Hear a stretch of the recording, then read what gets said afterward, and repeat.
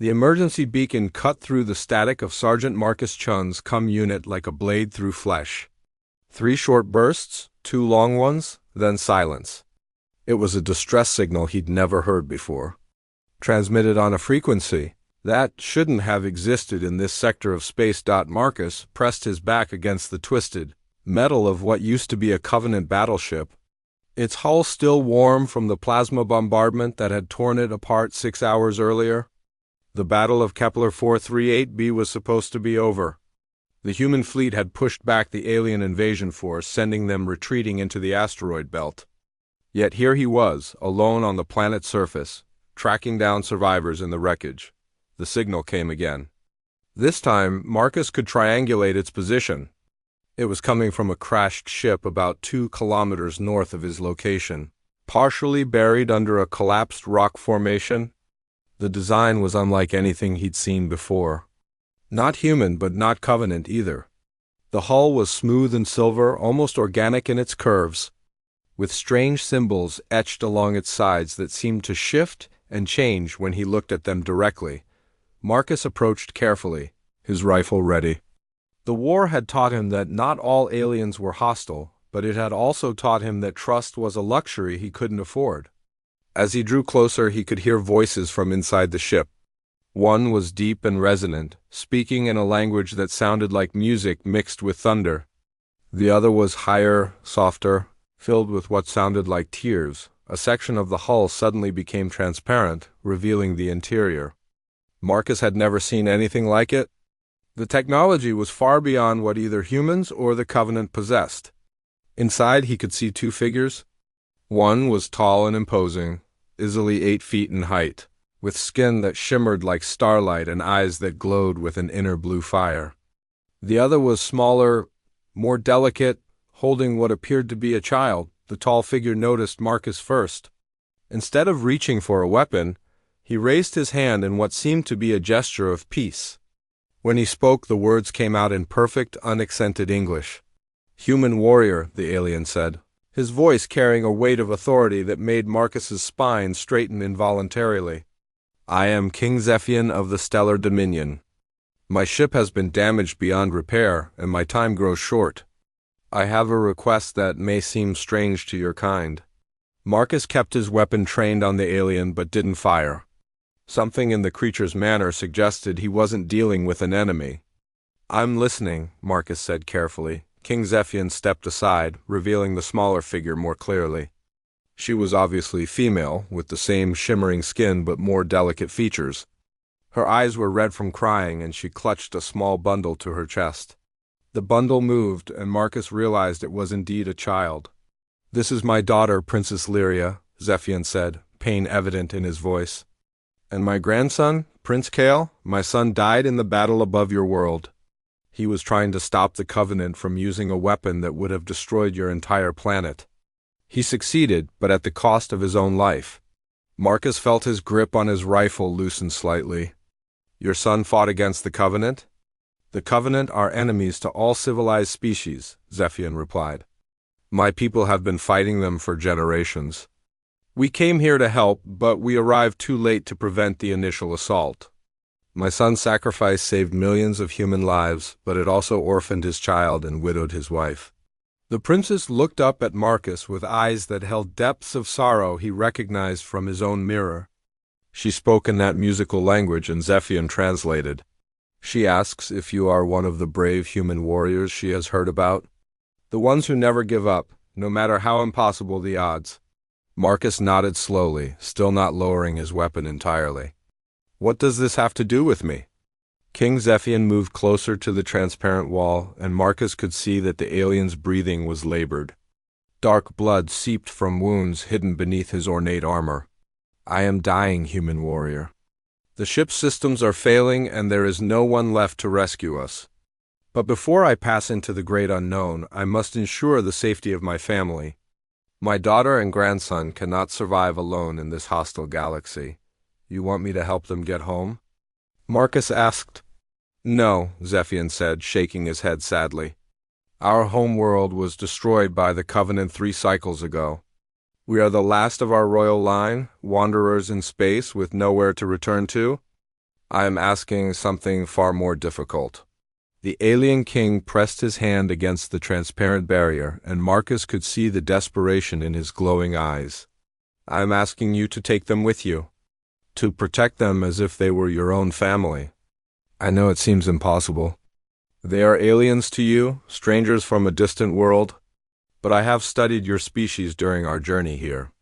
Humans have a unique capacity for compassion that transcends differences of race or origin. You take in the orphan and protect the innocent, even when it costs you dearly. Marcus stared at the alien family, his mind racing.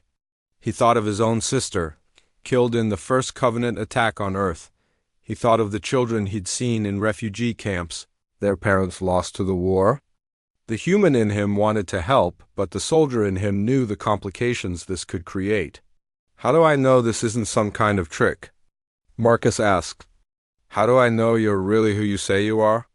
King Zephian reached into his armor and withdrew a small device that pulsed with soft light. This is a royal data crystal. It contains our family history, proof of our identity, and most importantly, detailed information about Covenant technology and tactics. Information that could help your people win this war decisively. Marcus felt his pulse quicken. Intelligence on Covenant technology was worth its weight in gold. The human military had been reverse engineering captured alien tech for months, but progress was slow. There's more, Zephian continued. My daughter possesses knowledge of stellar navigation that could help your people reach new worlds, establish colonies beyond Covenant reach. My grandson, when he grows older, will inherit abilities that are difficult to explain. He could be a powerful ally to humanity in the years to come. The princess spoke again, her voice urgent. Zephian translated, though his words came more slowly now. She says she would rather die here with honor than live as a burden. But for her son's sake, she is willing to trust in human nobility. Marcus looked at the child in her arms. The baby couldn't be more than a few months old, with the same shimmering skin as his mother and grandfather but smaller, more fragile features. As if sensing Marcus's gaze, the infant opened his eyes, revealing the same blue glow as his grandfather's but softer, more innocent. What would I tell my superiors? Marcus asked. How would I explain bringing aliens back to base? The truth, Zephian said simply, that you found refugees of war who possess information vital to humanity's survival. That you chose to honor the sacrifice of an alien prince who died protecting your world.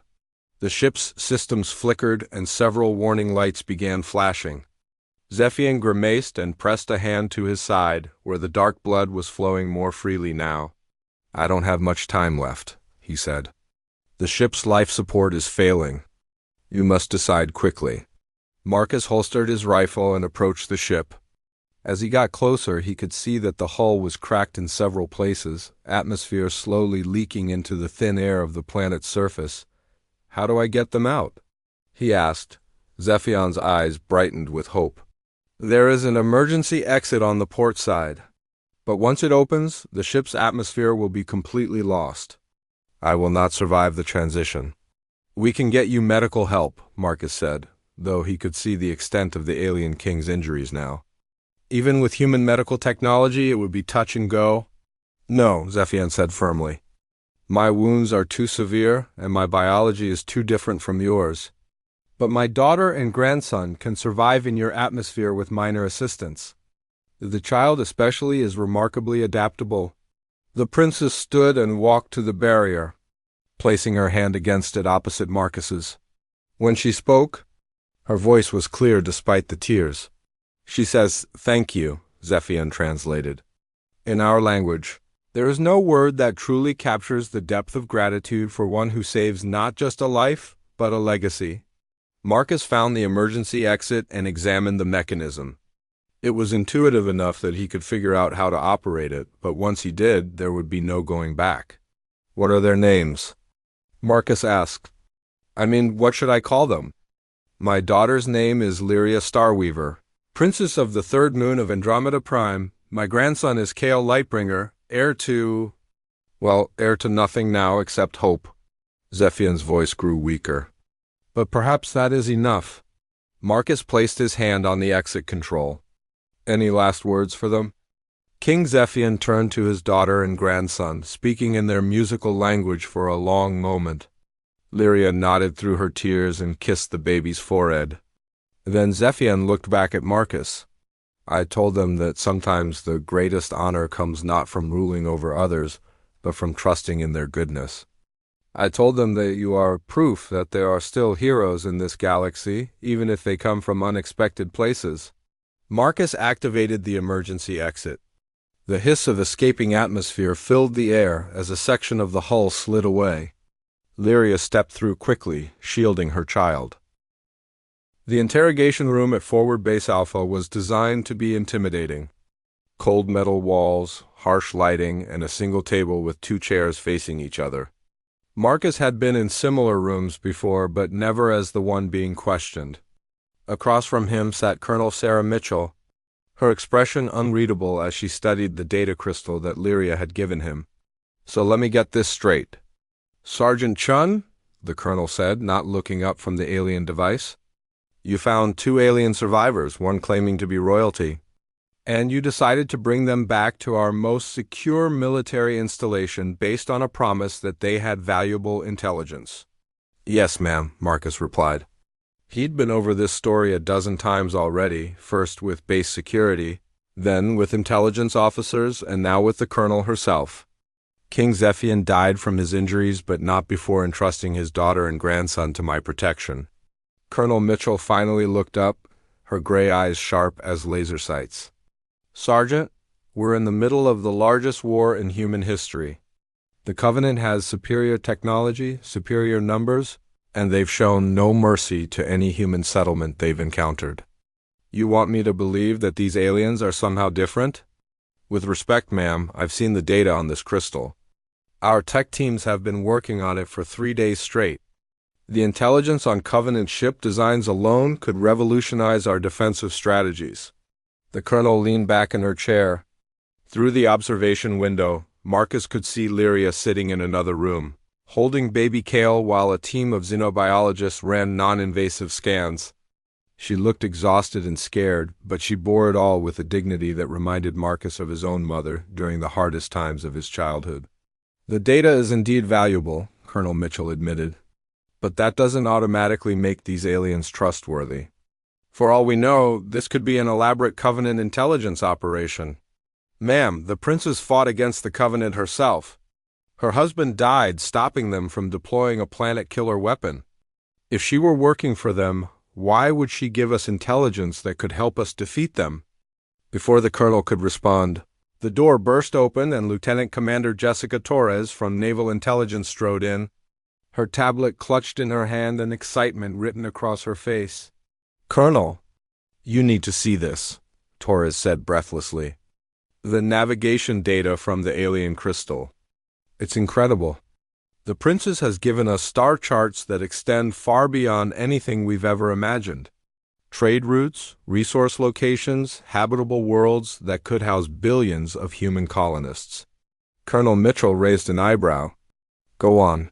More than that, she's identified 17 different species that are actively fighting against the Covenant Empire. There's an entire resistance network out there, and they've been trying to contact us for months. The princess says her people were part of an advanced diplomatic mission to invite humanity to join the alliance. Marcus felt a surge of vindication, but kept his expression neutral. Colonel Mitchell studied the data on Torres' tablet for several minutes before speaking. Have our xenobiologists confirmed that the woman and child are what they claim to be?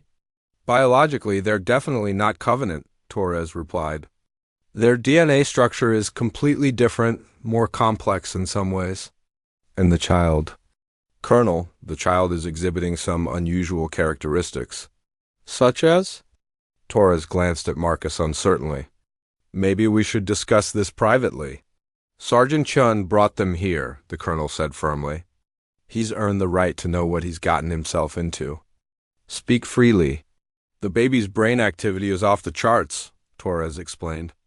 When he's calm, our instruments detect energy patterns that seem to resonate with nearby electronic systems. When he's upset, several pieces of equipment have temporarily malfunctioned. It's almost like he's naturally telepathic or telekinetic. Marcus remembered King Zephian's words about his grandson having special abilities. The king mentioned that the child would grow up to be a powerful ally. Colonel Mitchell stood and walked to the observation window, looking at Lyria and baby Kale, a potentially psychic alien child raised among humans. That could be incredibly dangerous if he turns against us. Or incredibly valuable if he doesn't, Marcus countered. Ma'am, I've spent time with them. The princess is genuinely grateful for our protection. She's been teaching our linguists her language, sharing everything she knows about Covenant tactics. She could have kept that information to herself as leverage, but she didn't. The colonel was quiet for a long moment, then turned back to Marcus. Tell me about your interaction with her. Not the official report, but your personal observations. Marcus thought carefully before responding. She reminds me of the refugees we've rescued from Covenant attacks. Traumatized, grieving, but trying to stay strong for her child. The difference is that she has knowledge that could change the course of this war. Every time our teams ask her questions, she answers completely and honestly. She's even volunteered to help train our pilots in counter-Covenant maneuvers. And the child? He's just a baby, ma'am.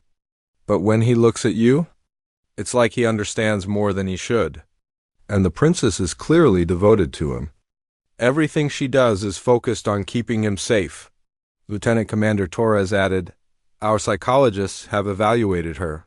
No signs of deception, no indication that she's following a script or hidden agenda. If this is an act, it's the most convincing one in human history. Colonel Mitchell returned to her seat. Sergeant Chun, assuming I decide to grant these aliens sanctuary, what's your recommendation for their care? Marcus had been thinking about this question for days. I'd like to volunteer to serve as their liaison and protector, ma'am. I'm the one who made the promise to King Zephian, and I'd like to see it through. That would mean leaving active combat duty. You're one of our best soldiers, Chun. Are you sure you want to give that up? With respect, ma'am, I think this might be more important than any single battle. If the princess is right about the Resistance Alliance, we're not just fighting for human survival anymore. We're fighting to save an entire galaxy from Covenant domination. The colonel studied him for a long moment, then made a decision that would echo through history. Very well. Princess Lyria and Prince Kale will be granted protected status as war refugees. They'll be housed in the secure civilian quarters, with you as their primary guardian and liaison. But there will be conditions. Name them, ma'am. First, they will be monitored at all times. Not because we don't trust them, but because there are elements within the military who see any alien as a potential threat. Second, any intelligence they provide will be verified through independent sources before we act on it. Third, the child's abilities will be studied and documented, with the princess's permission to understand what we're dealing with. Marcus nodded. I'll make sure they understand and comply. There's one more thing, the colonel continued. If this Resistance Alliance is real, we'll eventually need to send representatives to make contact. The princess would be our natural ambassador, given her knowledge and connections. Are you prepared to accompany her into deep space, potentially for months or years? The question caught Marcus off guard. He'd been thinking in terms of protecting them on a human world, not traveling to alien civilizations. But as he considered it, he realized it made sense. Lyria would need someone she trusted to help navigate human politics and military structure. I'll go wherever they need to go. Ma'am? Colonel Mitchell smiled for the first time since the interrogation began. Good answer. Now, let's go meet our new allies properly. The colonel led Marcus and Torres to the adjacent room where Lyria was waiting. As they entered, she looked up hopefully, clearly nervous about the outcome of the discussions. Baby Kale was sleeping peacefully in her arms, oblivious to the momentous decisions being made around him. Princess Lyria, Colonel Mitchell said, speaking slowly and clearly. The princess's English was improving rapidly, but she still struggled with complex sentences. We have decided to offer you and your son sanctuary and protection. Relief flooded Lyria's features, and she spoke rapidly in her own language before switching to English. Thank you, grateful. Very much grateful. Will help humans win war. We appreciate that, the colonel replied. Sergeant Chun will be your primary contact and guardian. He'll help you adjust to life here and facilitate communication between you and our intelligence teams. Lyria looked at Marcus with an expression that held depths of emotion he couldn't fully interpret. When she spoke, her voice was soft but firm. Marcus Chen, save us when no hope left. We'll honor promise to Father King always. Marcus felt the weight of that promise settling on his shoulders again. As he looked at this alien mother and her extraordinary child, he realized that his life had just taken a turn he never could have imagined. He was no longer just a soldier fighting for humanity's survival. He was now the guardian of beings who might hold the key to saving the entire galaxy. Over the following weeks, Marcus would learn that his decision to trust King Zephian's final request was more significant than anyone had realized. The intelligence Lyria provided led to the first major human victory against the Covenant in months. Her knowledge of the Resistance Alliance opened up possibilities for collaboration that could 2 years had passed since Marcus Chun found Princess Lyria and Prince Kale in the wreckage of their ship. What started as a desperate rescue had transformed into something that would reshape the galaxy forever. The conference room aboard the UHS Defiance was filled with beings that would have been unimaginable to Marcus just a few years ago. Representatives from 17 different species sat around a circular table, their various forms of communication being translated by the most advanced AI humanity had ever developed. At the center of it all sat Princess Lyria, no longer the frightened refugee Marcus had rescued, but a confident diplomat who had become the bridge between humanity and the Galactic Resistance. Marcus stood at attention behind her chair, wearing the uniform of a lieutenant colonel. His promotion had come not through battlefield valor, but through his unique role as humanity's first interspecies guardian and liaison. Beside him, 3-year-old Prince Kale played quietly with a holographic puzzle, his young mind already demonstrating abilities that astounded xenobiologists and human scientists alike.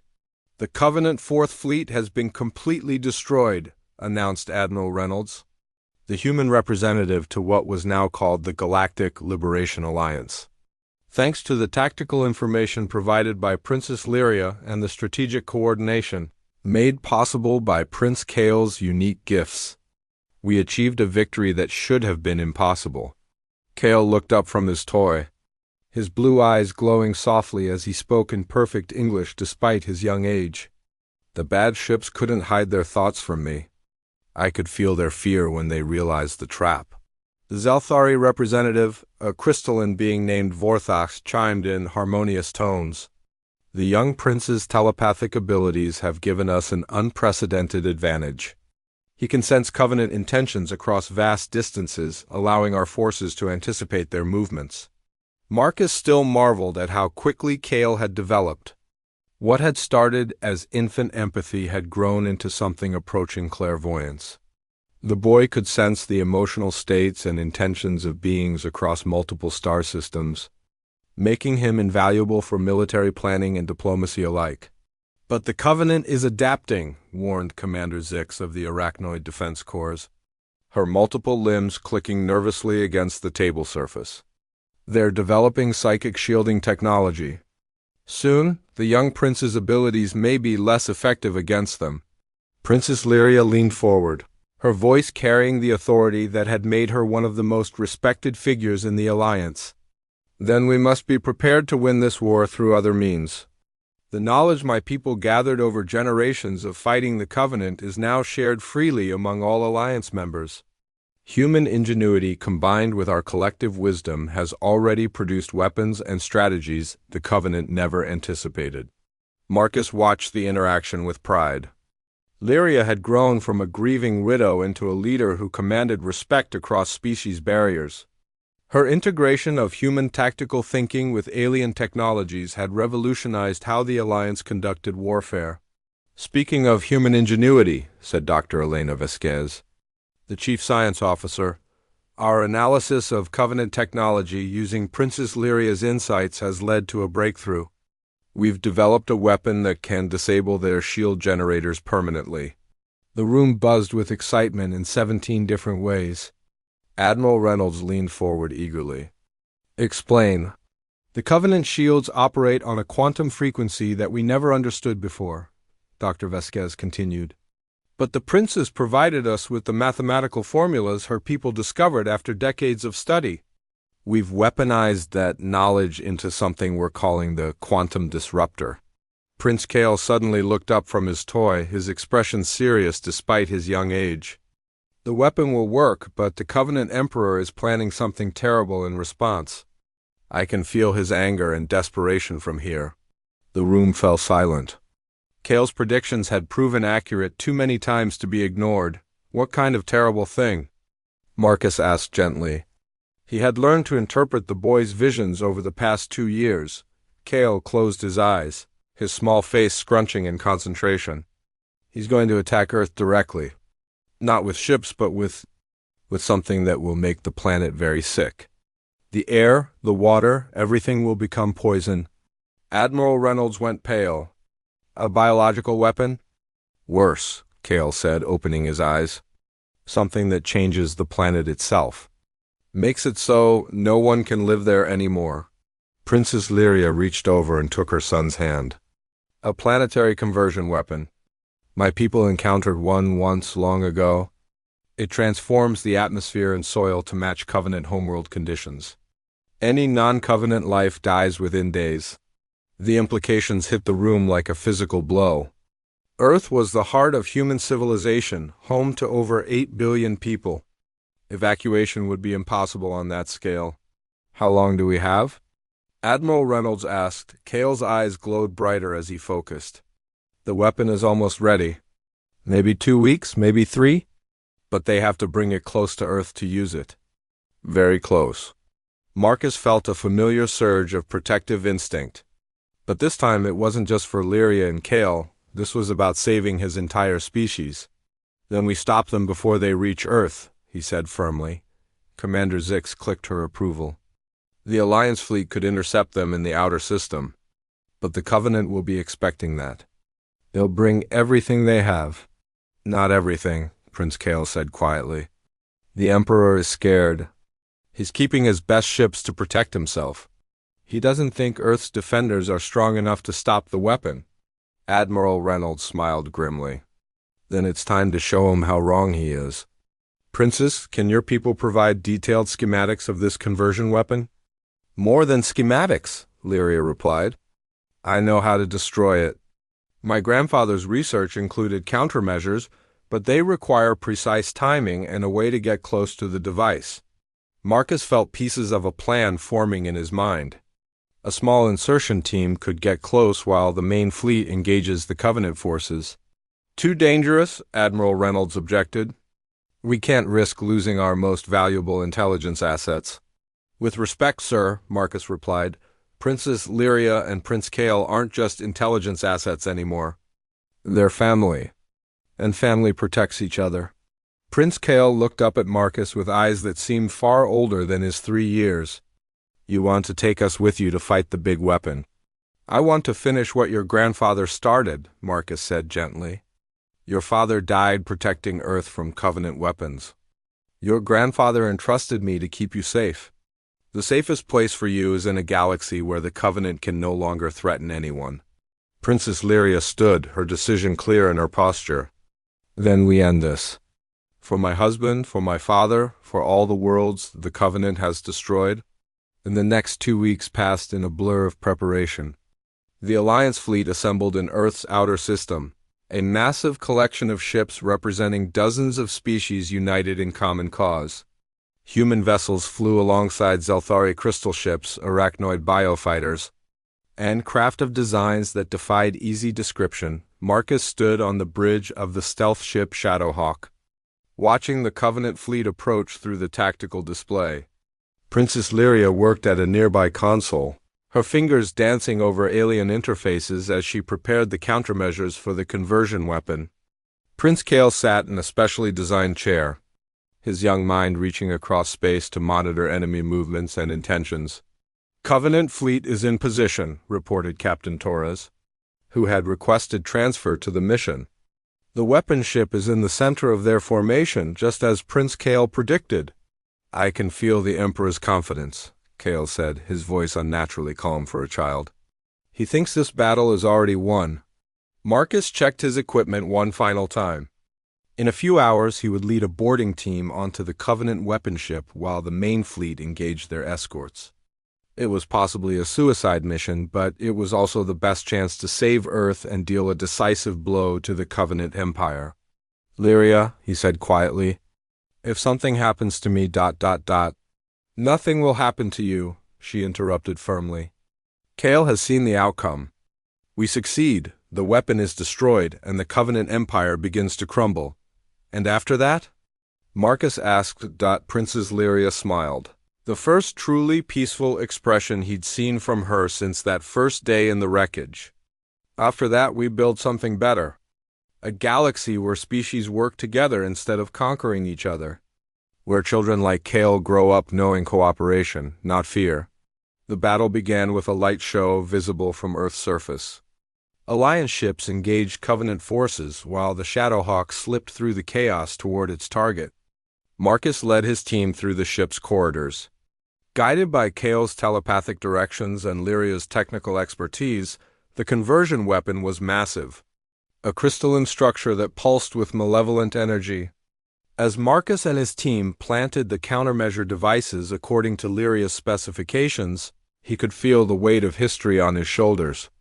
This moment would determine whether humanity and its allies would survive to build the peaceful galaxy they dreamed of. Devices in place, Marcus reported as the last countermeasure activated.